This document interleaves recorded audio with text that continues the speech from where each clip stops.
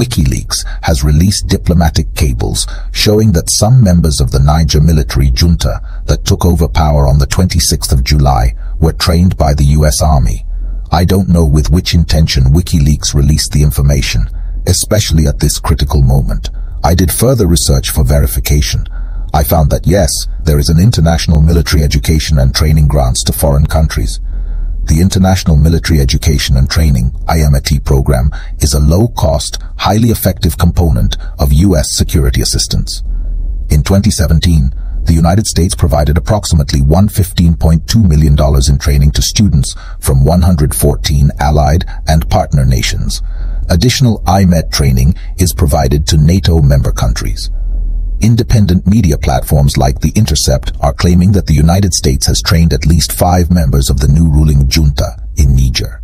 Well, as they could not give us all the 5 members who were trained, my checks pointed to only 3 members who have really received training from the US. Diplomatic cables released by WikiLeaks show that Lieutenant Colonel Abdurrahman Chiani was selected to attend a year-long International Counterterrorism Fellows Program at the National Defense University in Washington, D.C. from 2009 to 2010. The document reads, "The following individual has been identified to attend the NDU International Counterterrorism Fellows Program from the 17th of July 2009 through the 10th of June 2010 in Washington, D.C.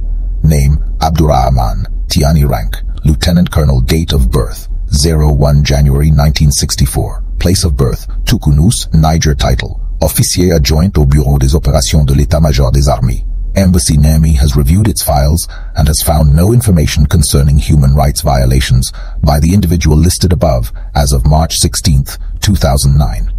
With regard to the other 4, WikiLeaks showed no information.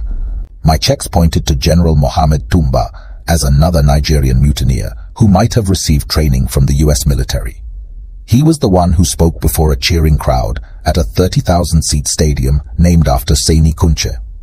5 years ago, Toumba addressed US military officers and African dignitaries at the opening ceremony for Flintlock, US Africa Command's largest annual Special Operations Counter-Terrorism exercise. Brigadier General Musa Salau Bamu, who headed Niger's Special Forces and now serves as Chief of Defense, also attended the National Defense University and trained at Fort Benning, now Fort Moore, Georgia. These are the 3 members who have had contact with the US military.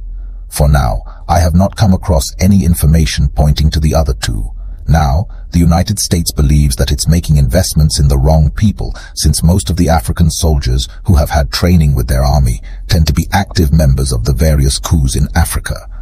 It has now paused security assistance to the military-led government in Niger, even though it looks to increase such aid to Burkina Faso, which is ruled by a military officer who took power in a 2022 coup.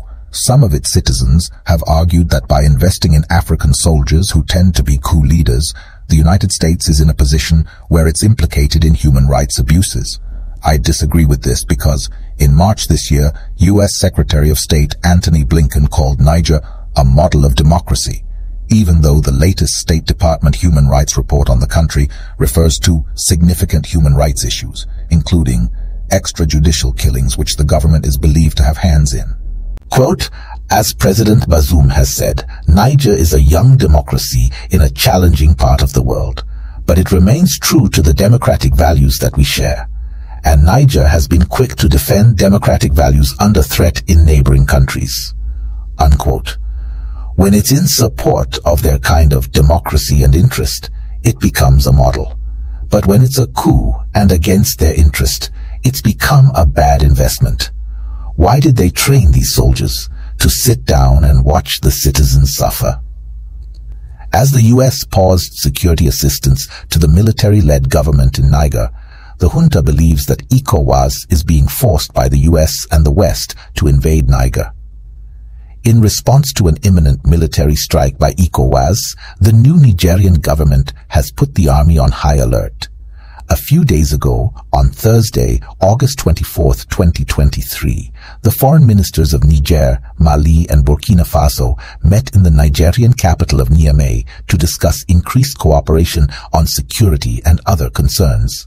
At the end of this meeting, the head of the Nigerian military junta, Abdurrahman Chiani, finally signed 2 orders authorizing the defense and security forces of Burkina Faso and Mali in the event of an attack on Nigerian territory to intervene.